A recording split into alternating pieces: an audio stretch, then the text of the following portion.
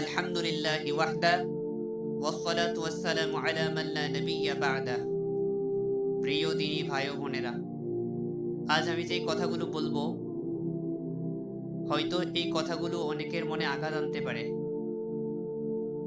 আপনাদের অনেকের আঘাত লাগতে পারে, কষ্ট লাগতে পারে, কিন্তু বিশ্বাস করুন, আপনাদেরকে আঘাত দেওয়া আমার কোনো উদ্দেশ্য নয়। আমি যে কথাগুলো বলতে চাইছি, সেই কথাগুলো যদি কোরআন ও সহিহ হাদিসের সাথে মিলে, তাহলেই সেই কথাগুলো আপনারা মেনে নেবেন, সেই কথাগুলো গ্রহণ করবেন। আর আমি যদি কোরআন হাদিস বহির্ভূত কোনো কথা বলি, তাহলে আপনারা সেই কথাগুলো ছুঁড়ে ফেলে দেবেন। আমি যে কথাগুলো বলতে চাইছি, সে কথাগুলো আপনারা সম্পূর্ণ শুনবেন, কোরআন ও হাদিসের সাথে মেলানোর চেষ্টা করবেন। মিলিয়ে যদি মিলে যায়, তাহলে অবশ্যই সেটি গ্রহণ করবেন। আজ অনেকেই শবে মিরাজ পালন করবে, শবে মিরাজ উপলক্ষে বিভিন্ন ইবাদত করবে, বিভিন্নভাবে ইবাদত করবে। কেউ সালাত আদায় করবে, কেউ সিয়াম পালন করবে। ইবাদত করা তো খুবই ভালো, সালাত আদায় করা, নফল সালাত আদায় করা খুবই ভালো, নফল সিয়াম রাখা খুবই ভালো।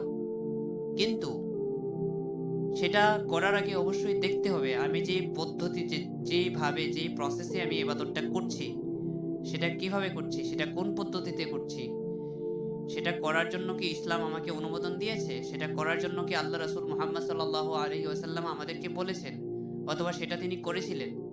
অবশ্যই আমাদেরকে সেটা দেখতে হবে। যেমন লাইলাতুল কদর সম্পর্কে কোরআনে বর্ণনা আছে, কোরআনে আয়াত আছে, কোরআনের আয়াত দ্বারা একদম সাব্যস্ত, সহিহ হাদিস, অসংখ্য সহিহ হাদিস দ্বারা সাব্যস্ত লাইলাতুল কদরের রাত্র দিয়ে ইবাদত করার ব্যাপারে। যেমন নিসফে শাবান সম্পর্কেও কিছু হাদিস আছে, ওই রাতের ফজিলত আছে। তেমনিভাবে লাইলাতুল মিরাজ বা শবে মিরাজ উপলক্ষে কোরআন বা সহিহ হাদিসে ইবাদত করার জন্য কি কিছু আছে, সেটা আমাদেরকে জানতে হবে।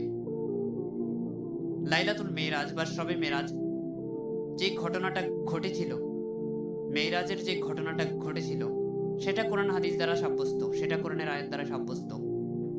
যদি কোনো মুসলিম মেরাজের ঘটনাকে অস্বীকার করে, তাহলে সে ব্যক্তি মুসলিম থাকবে না, সে ব্যক্তি নিঃসন্দেহে কাফির হয়ে যাবে।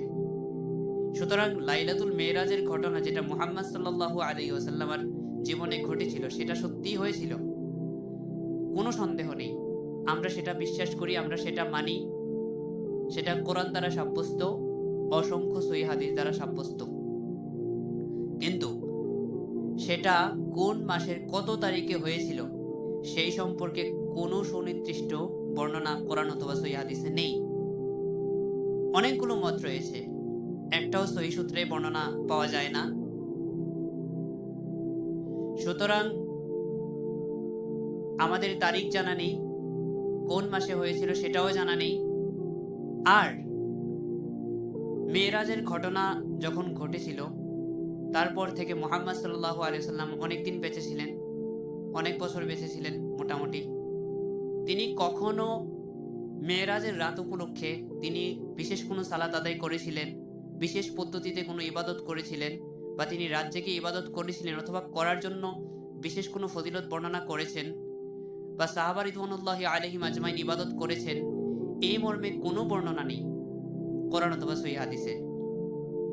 আর মেরাজ উপলক্ষে তিনি কোনো রোজা রেখেছিলেন, বা তিনি কোনো সাওম পালন করেছিলেন, এই সম্পর্কেও সহিহ হাদিস দ্বারা কোনো বর্ণনা নেই, সহিহ হাদিসে কোনো বর্ণনা নেই।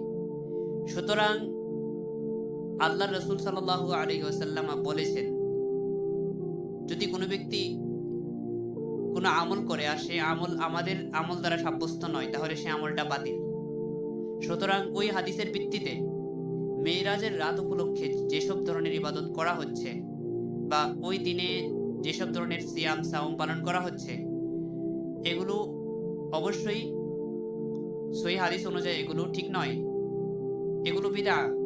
আপনি সাধারণভাবে সিয়াম পালন করতে পারেন, যে কোনো দিন করতে পারেন। রজব মাস সেটা খুবই সম্মানিত একটি মাস, কারণ আমরা জানি যে 4টি হারাম মাস রয়েছে, 4টি হারাম মাসের মধ্যে একটি হলো রজব। তো ওই হিসাবে রজব মাস খুবই সম্মানী।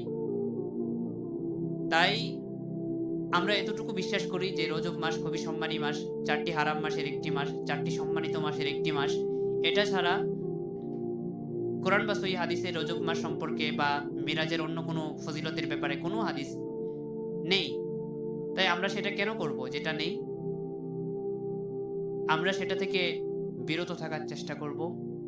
আমরা কোরআন ও সহিহ হাদিস অনুযায়ী আমল করার চেষ্টা করব।